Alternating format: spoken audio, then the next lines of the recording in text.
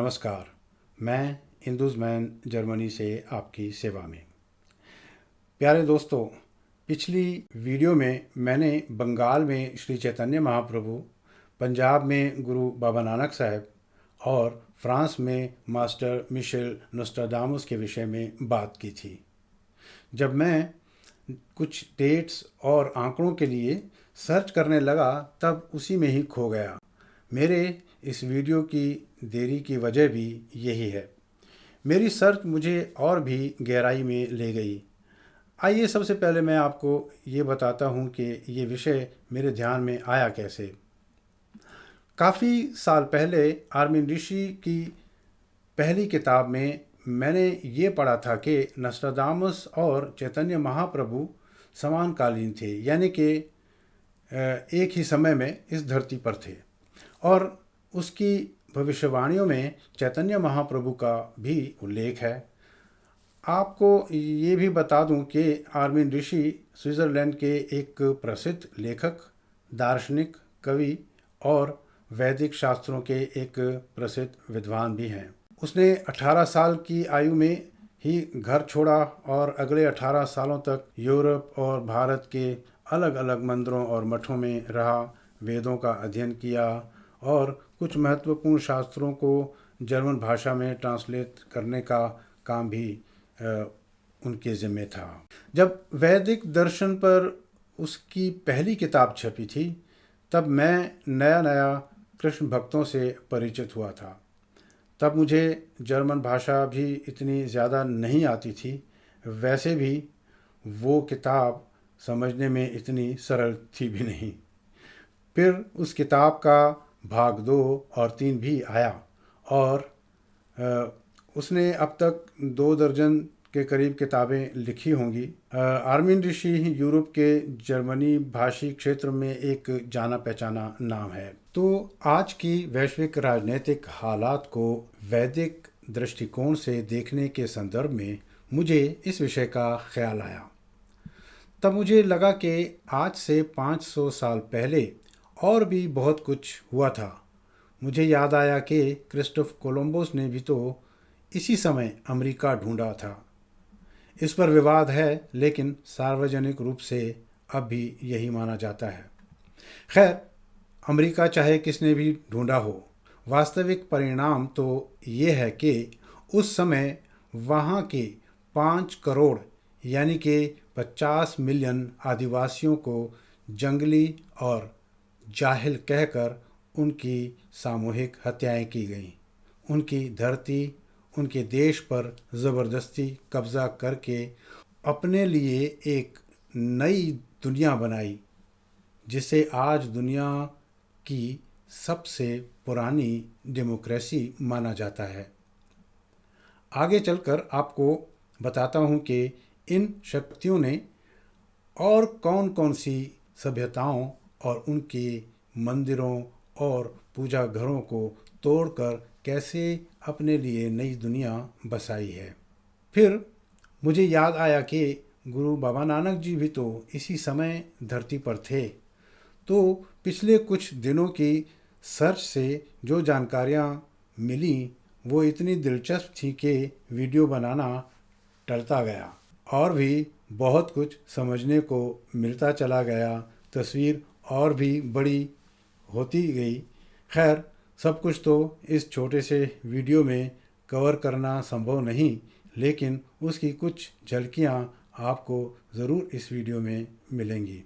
ये तीनों महापुरुष इस धरती पर एक साथ उपस्थित थे। इनमें 1469 में जन्म लिया और सबसे ज़्यादा यानी 70 साल इस धरती पर रहे। मास्टर नोस्ट्राडामुस 1503 में जन्मे और 63 साल जिए। वो बाबा नानक और श्री चैतन्य महाप्रभु के जाने के बाद लगभग और 3 दशक तक जीवित रहे और बहुत सारी भविष्यवाणियाँ लिखी। श्री चैतन्य महाप्रभु इन दोनों के बीच यानी 1486 से 1534 तक सबसे कम समय केवल 48 वर्ष ही इस धरती पर रहे। जब मैंने ऐसे ही हिसाब लगाया तो पाया कि इन तीनों के जन्म में 17-17 साल का अंतराल है। इनके साझा जीवन काल के 31 वर्ष मिलते हैं। क्योंकि मास्टर नोस्ट्राडामुस इन दोनों से छोटे थे, मैंने सोचा जब तीनों की आयु में 17 साल का अंतराल है तो क्यों न मैं मास्टर नोस्ट्राडामुस के जन्म के 17 साल बाद वाली डेट को ले लूं, ताकि उस समय को देखूं जब ये तीनों अपने होश हवास में कार्यरत थे। नतीजा ये कि 1520 और 1534 के बीच के इन 14 साझा समय की घटनाओं को देखने लगा तो उसमें बहुत कुछ जानने को मिला। वैश्विक स्तर पर ऐसी घटनाएं घटीं जिसके बाद इस धरती पर बहुत कुछ बड़ी तेज़ी से घटता और बदलता चला गया। हर दिन इसकी गति तेज़ से तेज़ होती चली गई। ऐसा लगता है जैसे किसी ने काल चक्र की गति ही तीव्र कर दी हो। क्या आपको भी नहीं लगता? आज हर घंटे तो क्या हर 10-15 मिनट में एक नई चौंका देने वाली खबर आ जाती है। ये समय और इसकी घटनाओं को कुछ लोग एक संदेश, एक इशारा या प्रतीक के रूप में देखते हैं। ऐसे लोगों का मानना है कि ये सब आने वाले एक बहुत बड़े परिवर्तन की सूचना और संकेत है। यहाँ संक्षेप में सिर्फ उस समय की घटनाओं की एक छोटी सी सूची आपके सामने रख रहा हूँ। नंबर 1, 1521 स्पेन ने मिडिल साउथ अमेरिका, जहाँ आज का मेक्सिको है, सदियों पुरानी अस्केट्स सभ्यता पर हमला किया और टेचनोटेचलान नामी शहर को, जो उनका केंद्र था, जहाँ उनके बड़े बड़े खूबसूरत मंदिर और पूजा घर थे, सब नष्ट कर दिया और बहुत सारे लोगों को मौत के घाट उतार दिया। नंबर 2, 1521 मार्टिन लूथर ने यूरोप में न्यू टेस्टामेंट का अनुवाद किया, जिस पर ईसाइयों के दोनों धड़ों में बहुत बवाल हुआ। नंबर 3, 1524 से 1526 जर्मनी और यूरोप में किसानों का बहुत बड़ा आंदोलन चला, बहुत सारे किसान मारे गए। नंबर 4, 1526 भारत पर मुग़लों का हमला, पानीपत का पहला युद्ध, बाबर ने इब्राहिम लोदी को मात देकर दिल्ली फतह किया। फिर अयोध्या में राम मंदिर को तोड़कर मस्जिद बना दी गई। नंबर 5, 1529 स्पेन और पुर्तगाल उस समय के वैश्विक ताकतों के बीच सारागोसा नामी समझौते के अनुसार दुनिया को 2 भागों में बांट दिया गया।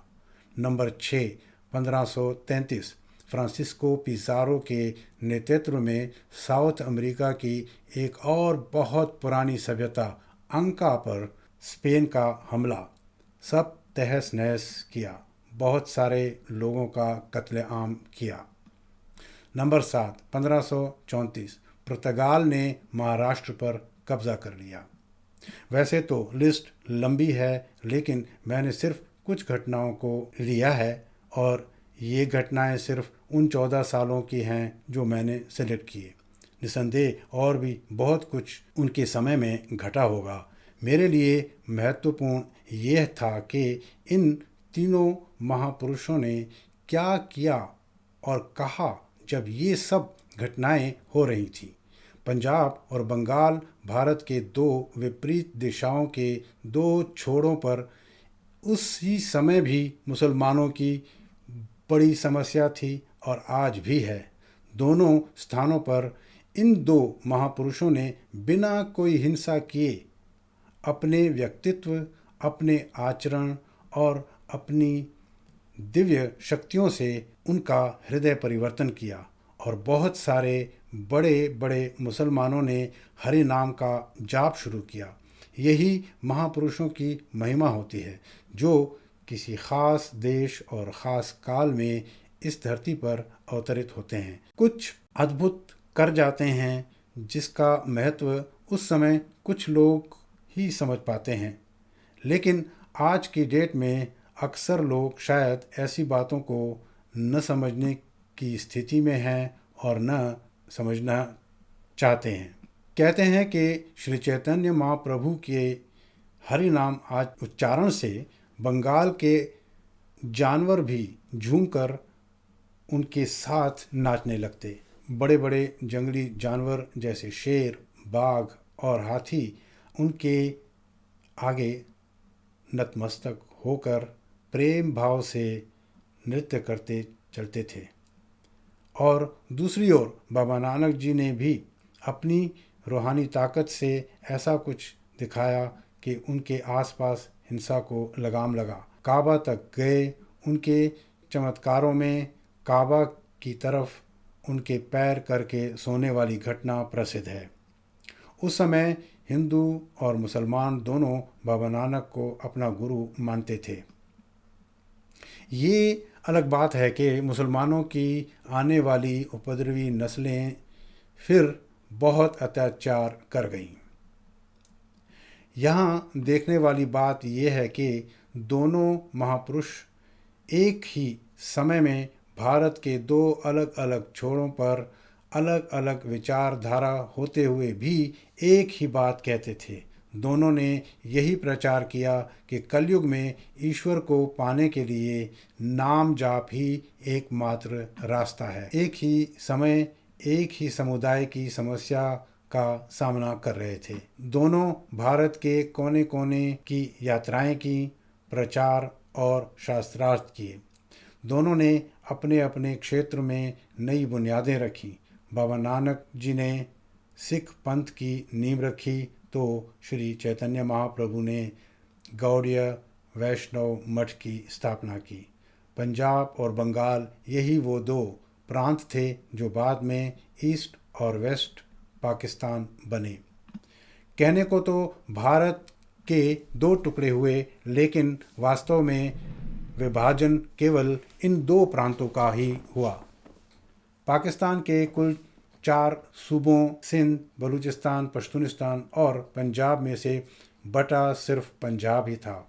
एक बात नोट कर लें, आज से लगभग 5000 साल पहले, फिर आज से लगभग 500 साल पहले और फिर आज से 50 साल पहले यानी 1971 में बांग्लादेश की स्थापना। और वर्तमान के हालात शायद 5 साल बाद आज के इस समय को याद करेंगे कि क्या हुआ था। ये तो आने वाले 5 साल का समय ही बता देगा। कोई भी 100% ये नहीं कह सकता कि क्या होगा। अनुमान ज़रूर लगाए जा सकते हैं। किसी क्षेत्र का भाग्य क्या होगा ये वहीं के लोग तय करते हैं, चाहे किसी भी दृष्टिकोण से देखें।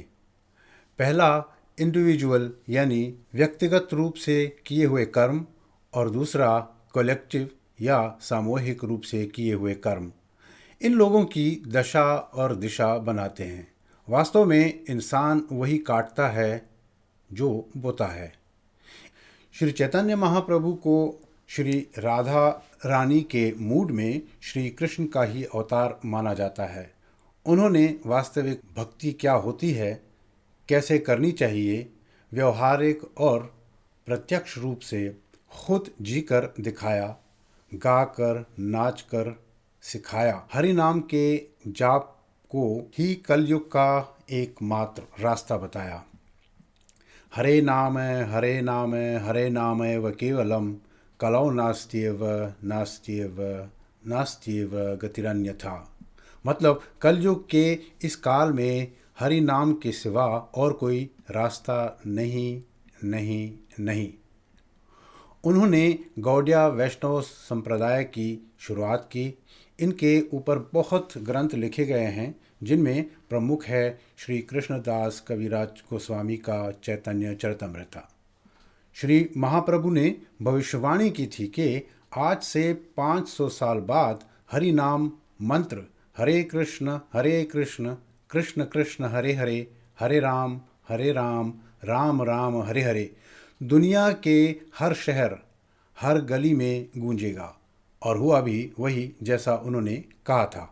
500 साल बाद सन 1965 में श्री प्रभुपाद जी अपने गुरुदेव के अनुष्ठान को संपन्न करने वे 70 वर्ष की आयु में बिना धन या किसी सहायता के अमेरिका जाने के लिए निकले, जहां सन 1966 में उन्होंने अंतर्राष्ट्रीय कृष्ण भावनामृत संघ यानी इस्कॉन की स्थापना की। श्री प्रभुपाद मात्र कुछ 17 या $27 श्री भगवत गीता, श्रीमद् भागवतम और करताल लेकर दुनिया के राजनीतिक केंद्र अमेरिका जा पहुंचे। वहां के आर्थिक सेंटर न्यूयॉर्क के सेंट्रल पार्क में बैठकर सब कुछ हरे कृष्ण महामंत्र से आरंभ किया। आज पूरी दुनिया में शायद ही कोई मुल्क हो जहां श्री कृष्ण का नाम न सुना गया हो। दुनिया की लगभग सारी भाषाओं में श्री भगवद गीता का अनुवाद उपलब्ध है।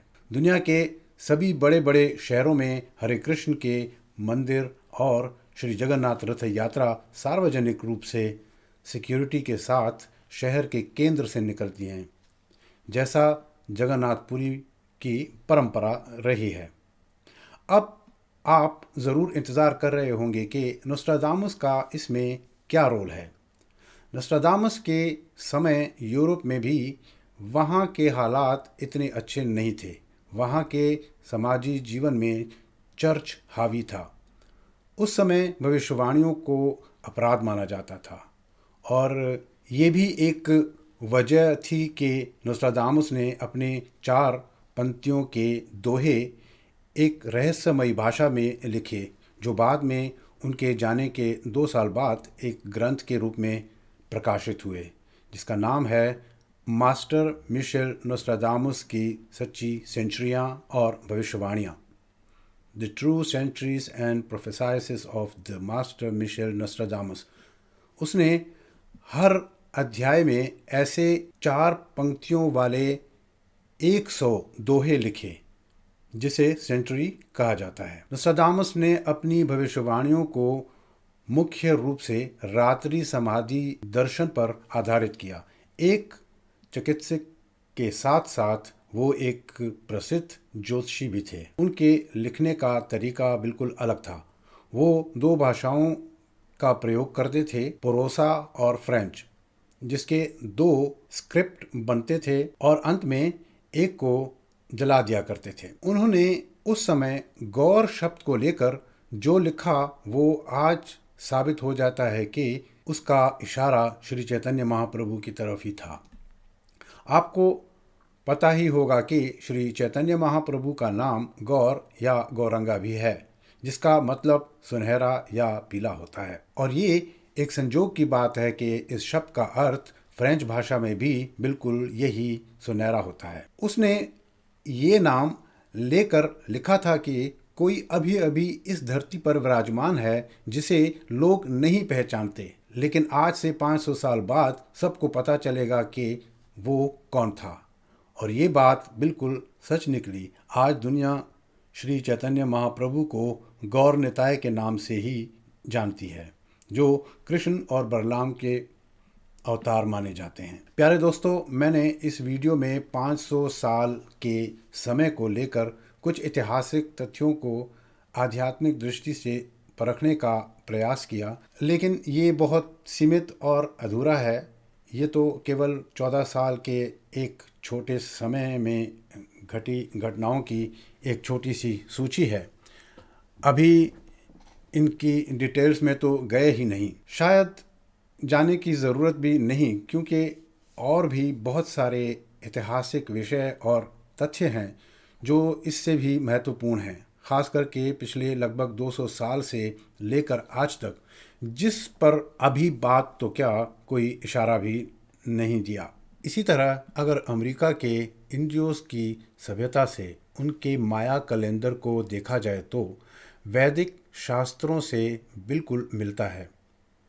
उनकी टाइम गणना उनके 5125 साल का चक्र 21/12 2012 को ख़त्म होना था, जो हुआ। इसका मतलब ये नहीं था कि दुनिया ख़त्म हो रही है। उन्होंने कभी ये दावा नहीं किया था कि दुनिया ख़त्म हो जाएगी। ये हॉलीवुड का प्रोपागंडा था। खुद ही इन्होंने उस पर फिल्म भी बनाई थी। लेकिन जो होना था वो घट चुका। जैसे वैदिक एस्ट्रोनॉमी में संध्या काल का दिन और रात के बीच का समय है, वो कुछ थोड़ा समय जो दिन और रात के बीच में होता है, वैसे ही माया कैलेंडर के हिसाब से 21 दिसंबर 2012 से 25 साल पहले और 25 साल बाद, कुल मिलाकर 50 साल, ये बीच वाले दौर के 50 साल हैं। इसका मतलब 2012 के 25 साल पहले यानी 1987। तो क्या हुआ था? 500 साल बाद पहली बार दुनिया में हार्मोनी कन्वर्जेंस 1987 के नाम पर ये संगठन बना। अब आने वाली 18 अगस्त को इनकी एक बड़ी मीटिंग होगी। 50 सालों की संध्या के 33 साल पूरे होंगे, जो ये भी उनका एक दिव्य आंकड़ा है और प्रतीक भी। इनका मानना है कि अभी और 13 साल झेलना पड़ेगा, तब जाकर सब ठीक होगा। इसका मतलब है पिक्चर अभी बाकी है। ये तो एक बड़ी तस्वीर का एक छोटा भाग है। इसको कुछ और विस्तृत करने की ज़रूरत है, तब जाकर 5000 साल पहले की तस्वीर को समझने में आसानी होगी। दरअसल आज के राजनीतिक हालात को देखते हुए मुझे पंजाब और बंगाल के अलावा एक और प्रांत भी दिखाई दे रहा है जिसकी हालत और स्थिति इन दोनों से कम डरावनी नहीं। वो है महाराष्ट्र। अगर हम इन 3 बिंदुओं को भारत के मैप को ध्यान में रखकर मिलाएं तो हमें एक त्रिकोण मिलेगा जिसके अंदर केंद्र है। यहाँ एक और बिंदु मिलेगा, एक और समस्या, अंदरूनी समस्या, और ये भी एक चुनी हुई समस्या है। हर चीज़ का दारोमदार लोगों के चुनाव यानी कि कर्म पर ही निर्भर है। आप इस तस्वीर को याद रखिए। इन चारों बिंदुओं के विषय में सोचिए। मेरी अलग एक सोच है। मैं इसकी डिटेल्स में न जाते हुए अपने दर्शकों पर छोड़ता हूँ। मेरे विचार में इससे अधिक महत्वपूर्ण और भी विषय हैं जिनको समझना ज़रूरी है, जैसे कि भौतिकतावाद, साम्यवाद और नास्तिकता, मतलब मटेरियलिज्म, कम्युनिज्म और एथेइज्म। और दूसरा सबसे विशेष विषय नव साम्राज्यवाद, जहाँ ये दोनों एक अलग स्तर पर कहीं न कहीं जाकर एक हो जाते हैं। इसकी एक बहुत ही दिलचस्प स्टोरी है। देखते हैं आगे चलकर क्या होता है। लेकिन कुल मिलाकर इन सब विचारधाराओं के बीच अचानक इसे आध्यात्मिक दृष्टि से देखेंगे तो मुस्कुराकर रह जाएंगे, जैसा मैं अभी अनुभव कर रहा हूँ। मज़े की बात यह है कि दुनिया में 5000 साल पहले का कोई लिखित इतिहास यानी डॉक्यूमेंट्री हिस्ट्री नहीं है। इसलिए इसे प्री हिस्ट्री या इतिहास से पहले का काल कहा जाता है। जिस चीज़ की कोई डॉक्यूमेंट नहीं, उसकी कोई मान्यता नहीं, जैसा कि आजकल का रिवाज है। इस लिखित इतिहास में एशिया या ओरिएंट की खासकर 3 सभ्यताओं का उल्लेख है, जिसमें हरियप्पा यानी कि इंदुस्ताल, इंदुज सिविलाइजेशन, सिंधु सभ्यता जो सिंध नदी से जुड़ी है। दूसरी इजिप्ट या मिस्र की सभ्यता जो नील नदी से जुड़ी है। और तीसरी सुमेरु या सोमोपोटामिया या बाद में बाबिलोन जो दजला और फरात नदियों से जुड़ी है। इसके अलावा और भी बहुत सारी सभ्यताएं धरती के अलग अलग कोनों में उनके समय, काल और कर्म के अनुसार आती और जाती रही हैं। हिस्टोरिकल डॉक्यूमेंट्री भारत में है, इसके कई सबूत मिलते हैं। जिसे प्राचीन काल से हमारे ऋषि मुनियों ने जो लिखा वो आज तक मौजूद है। 7,000 साल पुराने ओल्ड तमिल भाषा में लिखे पान के पत्तों पर एस्ट्रोलॉजिकल डॉक्यूमेंट्स इस बात का पक्का प्रमाण हैं। कांचीपुरम जो मदुरई से कुछ किलोमीटर की दूरी पर है, जहां पाल्म लीफ लाइब्रेरीज हैं, मैं खुद पर्सनली वहां गया हूं। लेकिन वेस्टर्न के कुछ मिशनरी के लोग इंडियोलॉजी के नाम से भारत आते हैं, कुछ समय रहते हैं, फिर एक किताब लिखते हैं जैसा उनको पसंद है। जो उनकी समझ में नहीं आता या पसंद नहीं या कोई और वजह, साफ इग्नोर कर देते हैं। भौतिक विज्ञान जो वाकई में आंखें चौंधियाने वाला और सम्मोहित करने वाला है, इनके पास बहुत विकसित शक्तियां हैं, ये बहुत कुछ कर सकते हैं।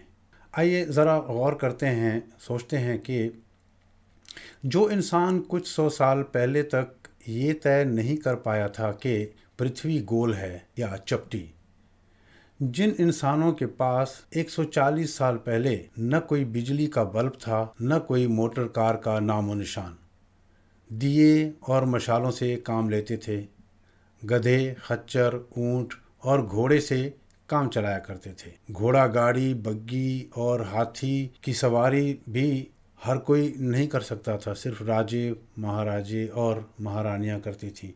तो आज अचानक गरीब से गरीब आदमी के हाथ में मोबाइल और कंप्यूटर, सवारी, मार्स तक जाने के लिए रॉकेट, सैटेलाइट और न जाने क्या क्या, जितनी भी वैज्ञानिक उन्नति के बारे में हमें मालूम है या हमारे सामने कम से कम 25-30 साल पुरानी टेक्नोलॉजी है। मेरा ख्याल है जितना सामने रख दिया गया है उसी को ही पूरा समझ नहीं पाते। जिसके बारे में अभी सुना ही नहीं, उससे क्या क्या कर सकते होंगे ये तो सोच भी नहीं सकते। इनके पास और क्या क्या है इसका ख्याल भी हम नहीं कर सकते। और हर दिन की रफ्तार पहले दिन से ज़्यादा। आज इंसान के हाथ में कुछ भी नहीं। जितनी भी सिस्टम बनाए गए हैं उसकी चाबी बस किसी एक के पास ही है, चाहे तो UNO, WTO, WHO, world bank system, world education system, world main stream media, जिसे सारी दुनिया फॉलो करती है। ये इनकी अपनी ही है जो दुनिया के हर मुल्क में डेमोक्रेसी के रूल के मुताबिक लीगल एक्टिव हैं। पत्रकारों को कहीं अंदर तक जाने की और ख़बर लाने की ख़ास छूट है। शायद इनको बहुत कुछ पता होता है। बहुत सुना है बिकाऊ मीडिया। ये बिकाऊ नहीं, ये खुद मालिक हैं। आज जो कुछ भी हो रहा है बस इसी के दम पर हो रहा है। वैसे ही दुनिया की शिक्षा प्रणाली, न्याय प्रणाली, कोई देश भी इस सिस्टम से हटकर काम नहीं कर सकता। डॉक्टर को क्या सीखना चाहिए, कितना सीखना चाहिए, कैसे सीखना चाहिए, दुनिया में हर जगह एक ही नॉर्म से चलता है। आज किसी भी देश में जयचंदों और मीर जाफरों की कमी बिल्कुल भी नहीं। आज दुनिया में हर तरह के संसाधनों पर इनका कब्जा है। जो आम लोगों की पहली ज़रूरतें हैं, पानी, बिजली, गैस, नेट, गूगल और उससे जुड़े सारे टूल्स, फेसबुक, ट्विटर, व्हाट्सएप और बहुत कुछ भी, सबका बटन कहीं न कहीं जाकर किसी एक हाथ में ही मिलेगा। शायद ऐसी भविष्यवाणियों में भी सुनने को मिलता है। पिछले 5,000 साल में बहुतों ने कोशिश की पूरी दुनिया को जीतने की। सिकंदर से लेकर हिटलर तक कोई कामयाब नहीं रहा। लेकिन भविष्यवाणी में ये कहा गया है, आखिरी समय में एक असुर के पास, जिसका नाम अभी मैं भूल रहा हूँ, बहुत शक्ति होगी।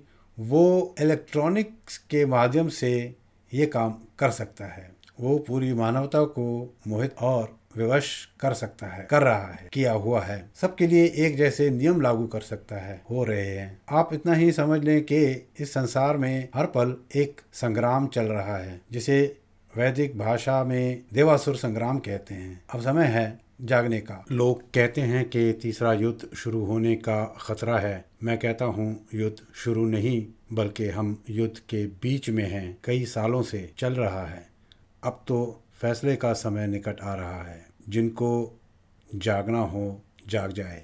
भविष्यवाणियों में इस समय में अधिक अफवाहों के बारे में भी लिखा गया है कि अंत में अफवाहें इतनी ज़्यादा होंगी कि लोग समझ नहीं पाएंगे कि सही क्या है और गलत क्या है। मुझे जो कहना था ऑलमोस्ट कह ही दिया, लेकिन मुझे इंतज़ार रहेगा अपने दर्शकों से, चाहे वो जितनी भी हैं। मुझे वैसे भी किसी लाखों या हज़ारों की भीड़ की न कोई ज़रूरत है, न अपेक्षा। मुझे तो सिर्फ़ आप बहन भाइयों में से सिर्फ़ उन लोगों से मतलब है जिनके लिए इन बातों का कोई महत्व है, सोचते हैं कि हाँ, यहाँ कुछ साथ मिलकर सीख सकते हैं, तो प्लीज़ वेलकम। अगर रुचि है तो आवाज़ भी होनी चाहिए। अगर सब समझ गए तो टिप्पणी होनी चाहिए। अगर किसी को कुछ समझ नहीं आया तो सवाल होने चाहिए। अगर किसी सुधार की ज़रूरत है तो सलाह और मशवरे होने चाहिए। अगर किसी भी बात पर आपत्ति हो तो आलोचना होनी चाहिए। कुछ तो होना चाहिए। मैं आपके हर मत के लिए खुले दिल से आपकी सेवा में हाजिर हूँ। इस वीडियो को देखने के लिए thank you and think big. नमस्कार।